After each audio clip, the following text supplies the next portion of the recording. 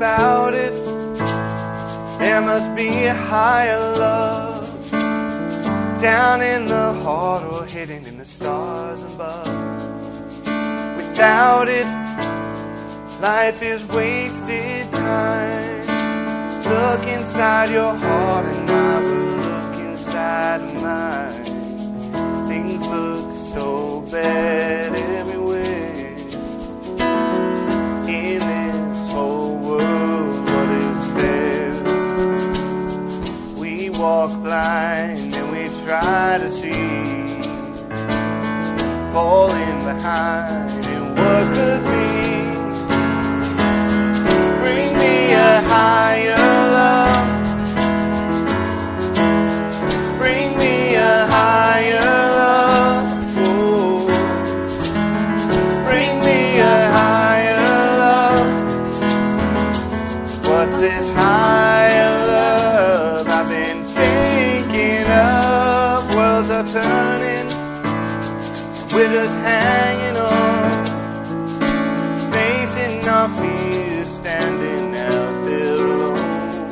Oh, a yearning, and it's real to me. There must be someone who is feeling for me. Things look so bad everywhere in this whole world. What is fair? We walk blind and we try to see, falling behind in what could be. Bring me a higher love.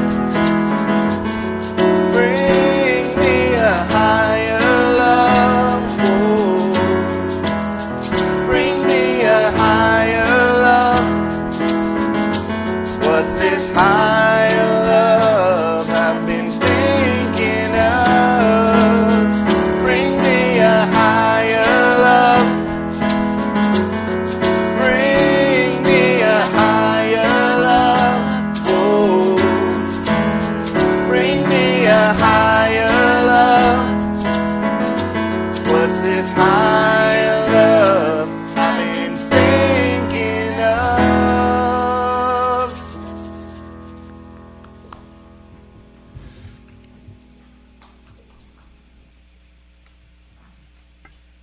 So it's time for all the young at heart to come on up. We're going to have a heck of a story this morning. Don't be shy. Good morning. So, today we have a very exciting story. And it's a story about a man named Bob. Bob loved to walk. He used to walk out in the country for miles and miles, for hours and hours. And one day he was walking out in the country and he saw something by the side of the road. It's kind of shiny. So he went over and he looked at it. He picked it up. He got really excited because it looked really cool. And it was an old antique oil lamp. It's all dusty and dirty. So he started to clean it up on his shirt sleeve. And all of a sudden, a big cloud of smoke came out. Huge cloud of smoke. And from that cloud of smoke formed a man, a big man. He was dressed kind of funny clothes, and he had a scabbard, which was like a big belt. He had a sword, a huge, terrible sword at his side. And he stood there, and he said, "I am the genie of the lamp." I swear to God. He said, "Since you have freed me from the lamp, I will be your slave. I will do your bidding. I can make any wish come true." Well, Bob thought that sounded pretty darn good. And then the genie said, "There is one condition. You must keep me busy. You must give me things to do. And if you do not keep me busy, I will pull out my terrible sword and I will chop off your head." Well, it didn't sound so good to Bob because he kind of liked having his head attached to his body. But he thought about it, and boy, there was a lot of things he wanted. He wanted so many things. He was sure he could keep that busy genie doing things for him. So finally he said, I accept, genie. You can be my slave. You can do my bidding. And so, of course, the genie said, give me something to do. And Bob, we'd been walking for hours in the hot sun, and he was really thirsty. So he said, genie, I want you to go to the Rocky Mountains, and I want you to get me some ice-cold Rocky Mountain spring water. And I want you to bring it to me in a golden chalice that has all kinds of diamonds and rubies and emeralds and pearls on it. And I want you to bring it to me so I can quench my thirst. And the genie said, your wish is my command. And boom, disappears in a cloud of smoke. Bob, he's digging it. He's thinking, oh, this is pretty cool. And just a second or two later, boom, cloud of smoke. Genie comes back. He's got this amazingly beautiful chalice covered with precious gems. And he hands it to Bob. It's filled with cold, clear Rocky Mountain spring water. Bob's really thirsty, so he starts to raise it to his lips. And the genie says, give me something to do. And Bob stops and thinks. And well, he's still really thirsty, so he keeps raising that glass up, but the genie takes a step forward. He puts his hand on that terrible sword. He says, give me something to do. And that stopped Bob. He says, okay. I'm going to fix this guy. So Bob, he tells this genie that he wants him to create a castle that he can live in. And he wants it to be the biggest castle that's ever been built in the entire world. And he wants it built in his own private valley, a huge valley with huge trees and mountains on both sides of the valley and a huge river running through the middle of it. And he wants this huge castle to be all covered in gold, and every window and every door to have precious gems all surrounding it. And he wants a moat around this castle. And he just describes every kind of fish he can think of to the genie, because he knows he wants to keep him busy for a long time, right? He wants sharks, and he wants piranha and crocodiles and alligators in that moat, so no one will come into his castle. And of course, he wanted a drawbridge. And then he describes in excruciating detail. He goes on for an hour telling the genie exactly what he wants, what kind of furniture he wants.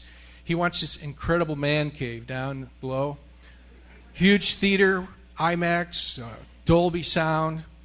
He wants a bar, 100-foot long, with every kind of liquor in it. In the dining room, he wants this 100-foot long table made out of the finest marble from Italy, plates of gold, and every dish that's ever been made in the world throughout history he wants.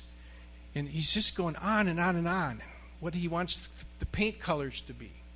So finally, after an hour, he can't think of anything more. So he says, go, genie, build my castle, create my valley. And the genie says, your wish is my command. Disappears in a cloud of smoke. And Bob finally thinks he's going to get a glass of water, cold water, and he raises it up, gets it right to his lips. Bam! The genie is back already. And big cloud of smoke, the genie's hand reaches out and grabs Bob, pulls him into that cloud of smoke. And all of a sudden they're flying fast. Bob, all he can see is clouds, and he's kind of scared. And then, boom, they land. And the clouds and the smoke dissipates. And he's looking, and he's just blown away. Bob's just can't believe it. There's everything he had described. The valley, the mountains, the forest, the river. It's a humongous castle. And everything he wanted was in that castle. Every single thing. Just down to the smallest little detail.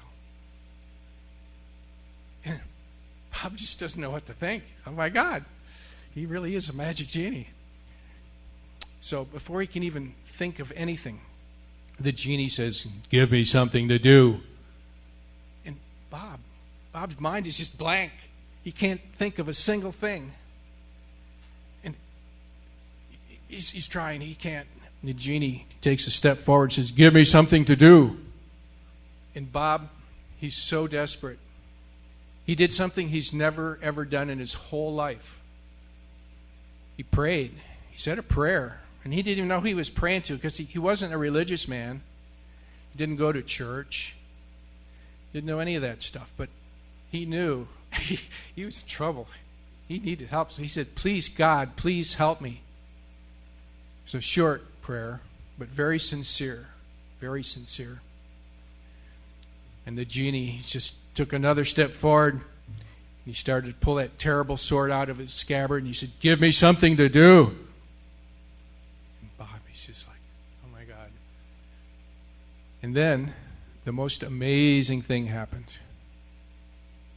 A miracle happened. Because Bob had an idea. Not just any old idea. He had an idea he just knew was going to work, was going to keep that genie from chopping off his head. And as that genie pulled that terrible sword out and took another step toward him, he said, "Stop! Genie, this is what I want you to do. I want you to build a pole. Not just any pole. I want this pole to go up a mile high in the sky. Way up there. And I want this pole to be so strong that it can't be broken. And when you get that pole finished, I want you to climb up slowly to the top of that pole. And when you get to the top of that pole, I want you to slowly climb back down to the bottom of the pole.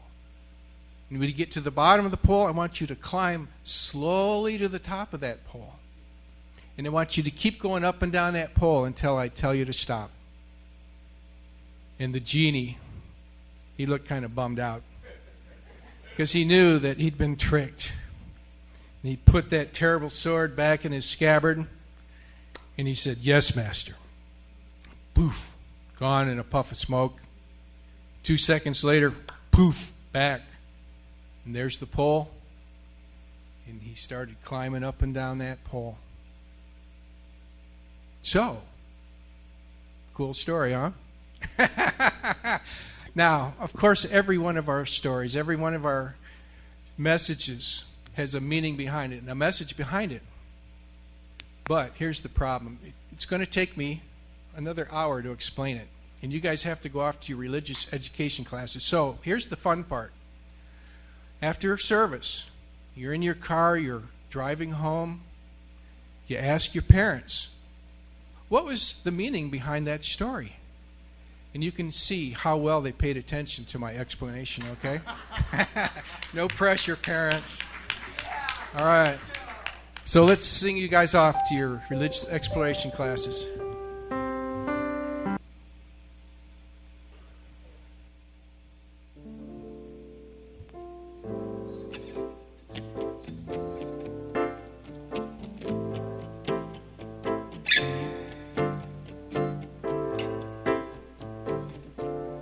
If you're familiar with this song by Todd Rundgren, feel free to join in.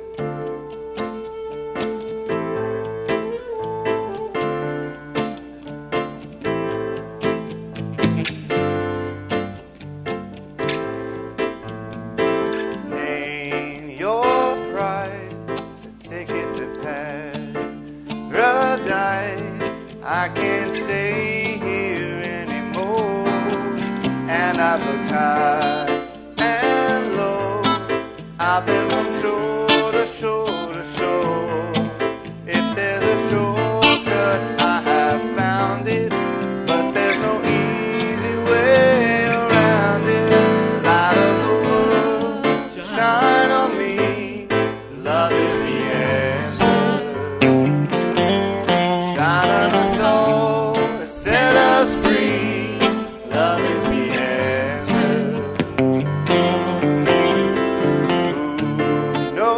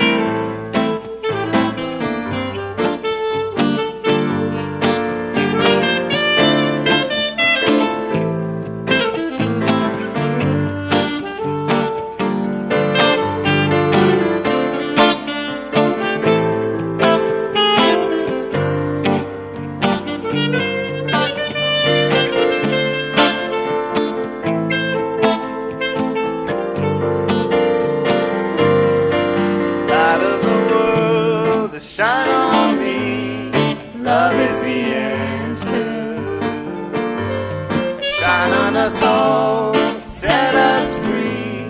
Love is the answer. Light of the world, shine on me. Love is the answer. Shine on us all, set us free. Love is the answer.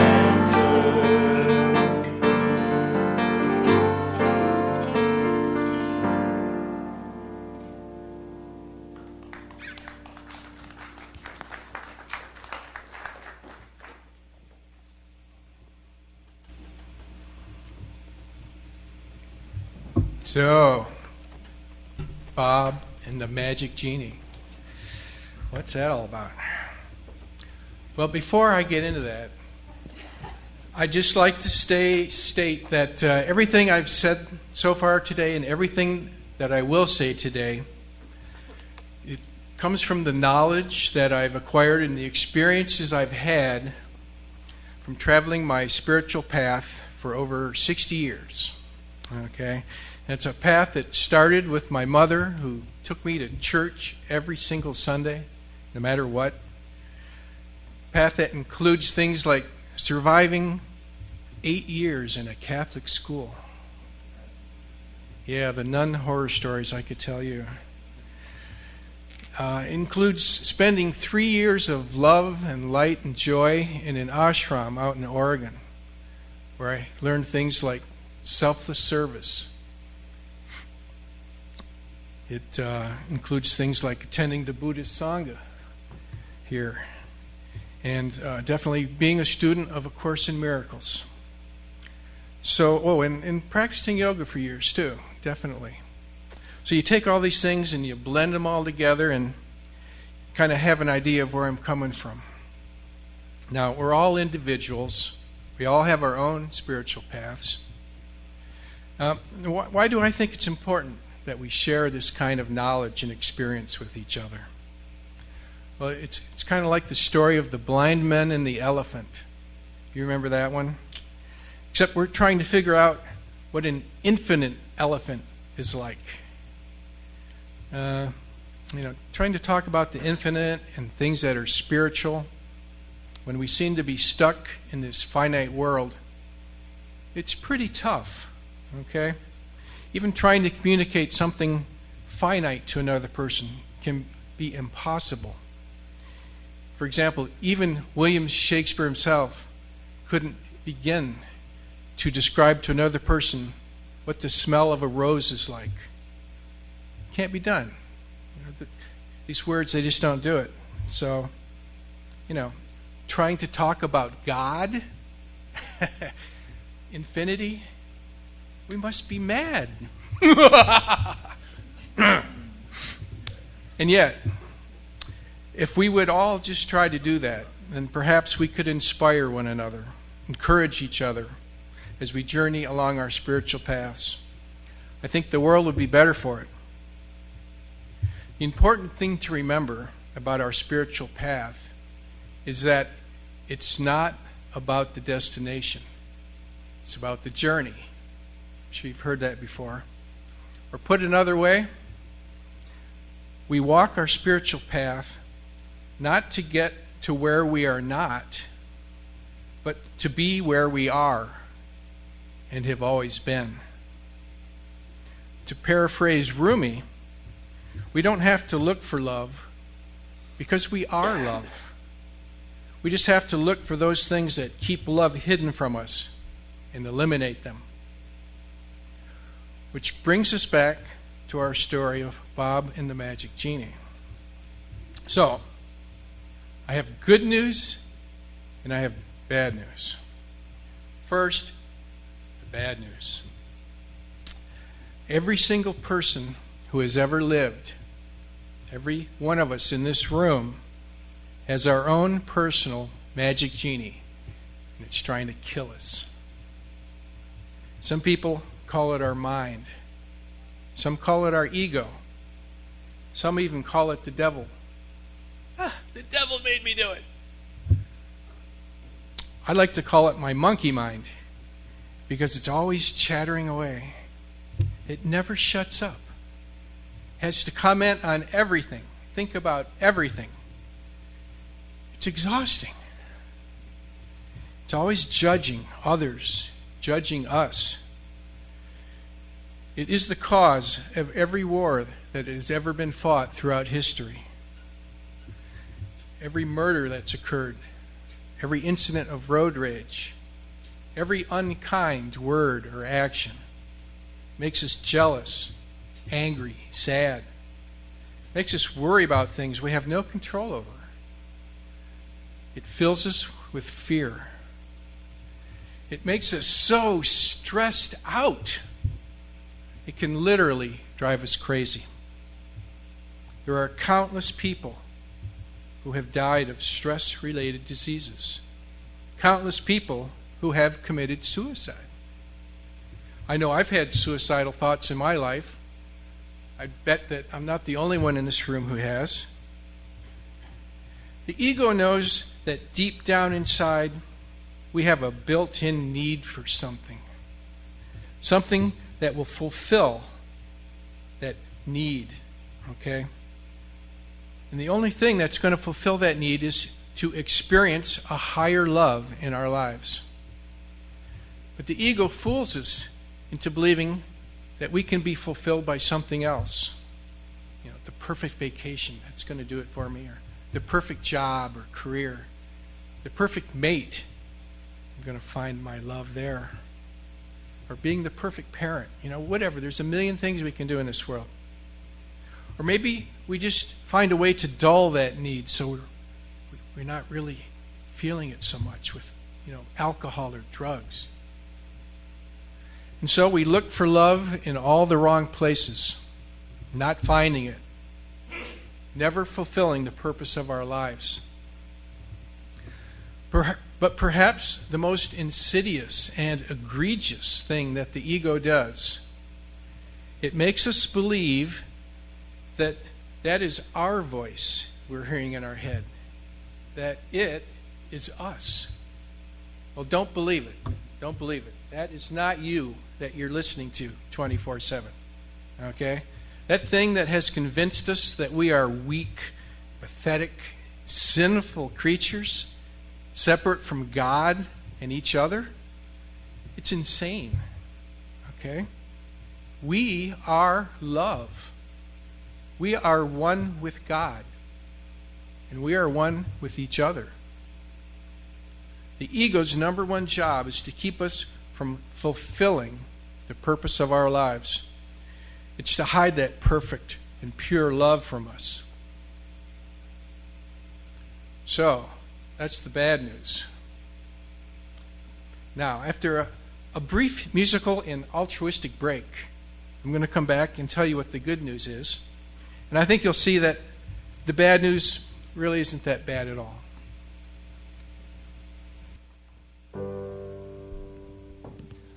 Love, love, love. Love, love, love. Love, love, love. There's nothing you can do that can't be done. There's nothing you can learn that can't be sung. There's nothing you can say, but you can learn how to play the game. It's easy. There's nothing you can make that can't be made. There's no one you can save that can't be saved. There's nothing you can do, but you can learn how to be you in time. It's easy. All you need is love. All you need is love. All you need is love. Love. Love is all you need. Love, love, love. Love, love, love. Love, love, love. There's nothing you can know that isn't known. There's nothing you can see that isn't shown. There's no way you can be that isn't where you're meant to be. It's easy.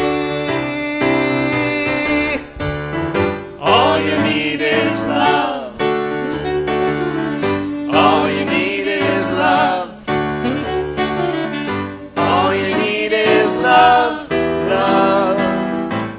is all you need. All you need is love. All you need is love. All you need is love. Love. Love is all you need. Love is all you need. Love is all you need. Love is all you need. Love is all you need. Love is all you need. Love is all you need. Love is all you need. Love is all you need.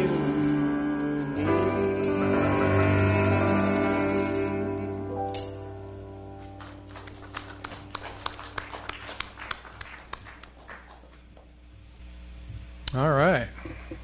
So, Bob and the Magic Genie. But before I tell you about the good news, I'd like to say a few words about our theme for the month of February. Is there anybody who doesn't know what the theme for February is? Anybody? You've been listening to the songs? All right? Yeah, love. Love is the word. Love is probably the most overused and misunderstood word ever created. Now, the love I'm talking about today is not the I love pizza kind of love, okay? I love the Eagles. I'd love to see the Eagles win tonight. It's not the kind of love I'm talking about. And I'm not talking about romantic love, okay? It's not about Valentine's Day or finding your soulmate or your twin flame. The kind of love I'm talking about can't be found in this material world. We can't get it from another person.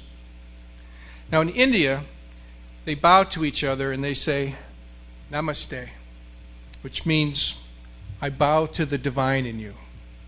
Okay? I bow to that love in you. As my yoga teacher says, when I am in that place of love in me, and you are in that place of love in you, then we are one. And that is how we can truly love one another, by connecting to our source. And of course, I'm talking about the kind of love that Jesus talked about.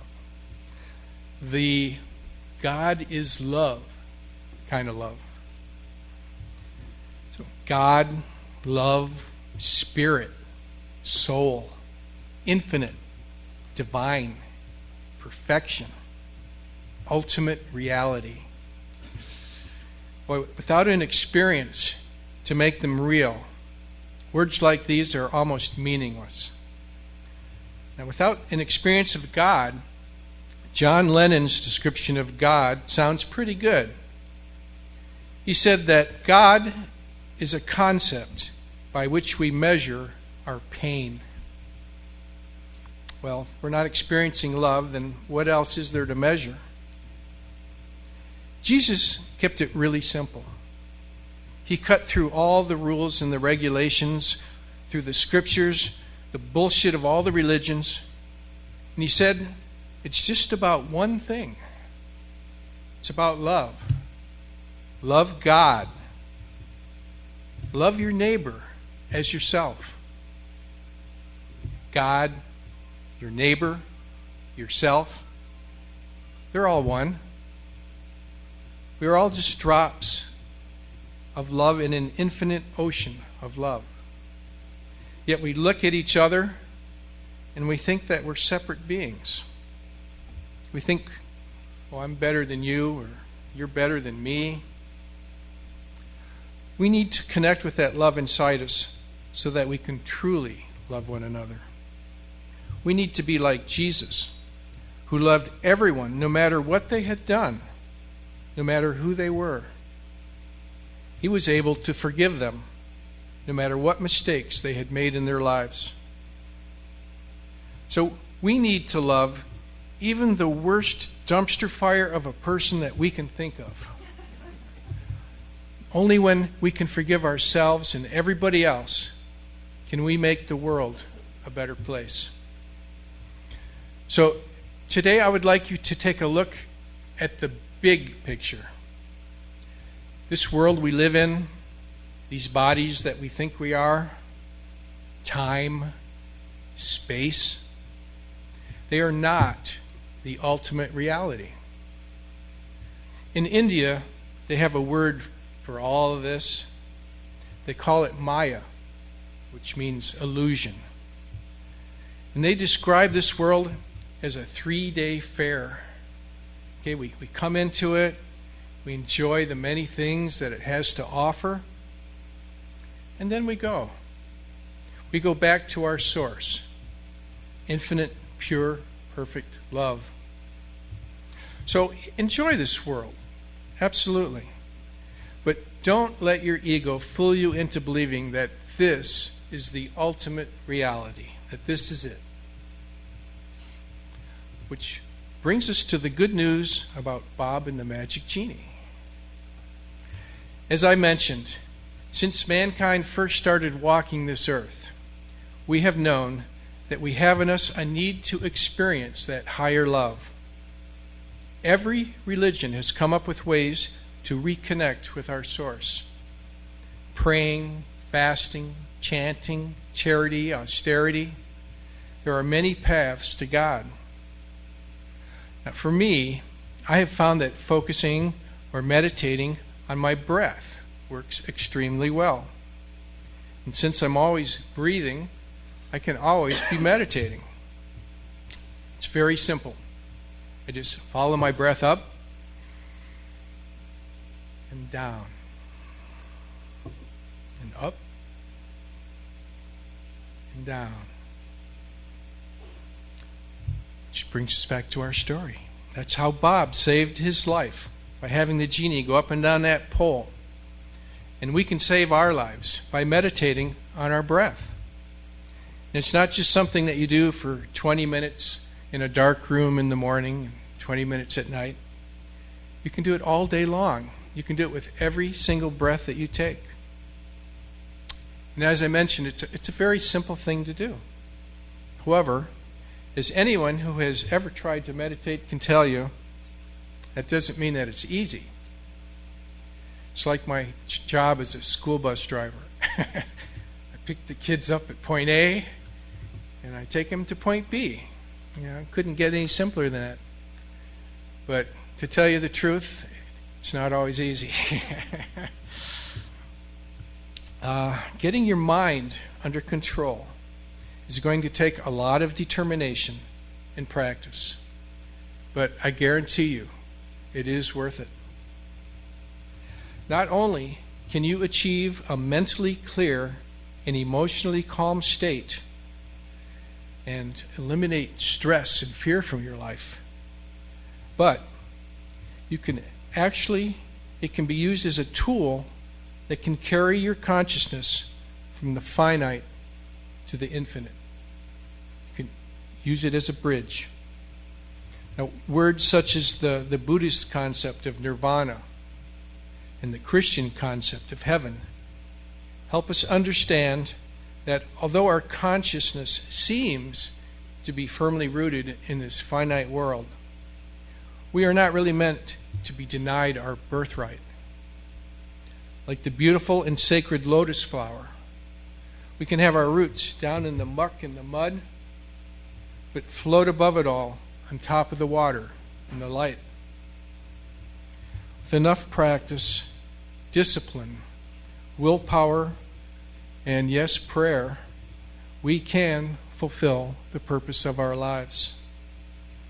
We can transcend the world of confusion and pain and suffering that our egos are trying to condemn us to.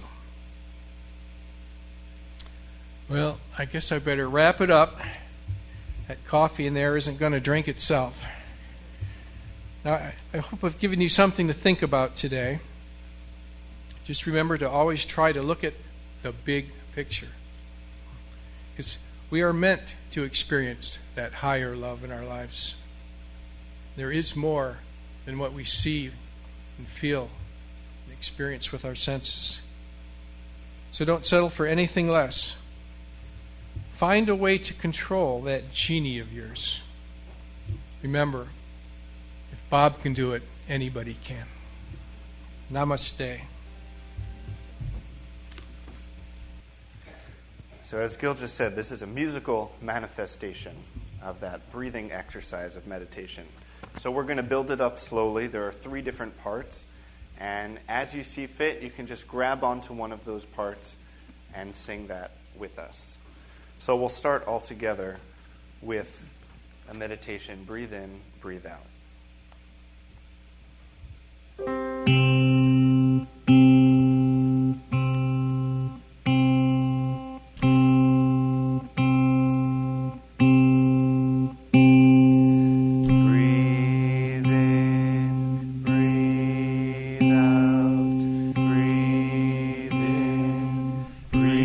All together. Breathe in, breathe out, breathe in, breathe. And with the Mac, you can sing. When I breathe in, I'll breathe in peace. When I breathe out, I'll breathe out love. When I breathe in, I'll breathe in peace. When I breathe out, I'll breathe out. Here's the third part. When I breathe in, I'll breathe in peace. When I breathe out, I'll breathe out love. When I breathe in, I'll breathe in peace. When I breathe out, I'll breathe out love. Keep going. When I breathe in, I'll breathe in peace. When I breathe out, I'll breathe out love. When I breathe in, I'll breathe in peace.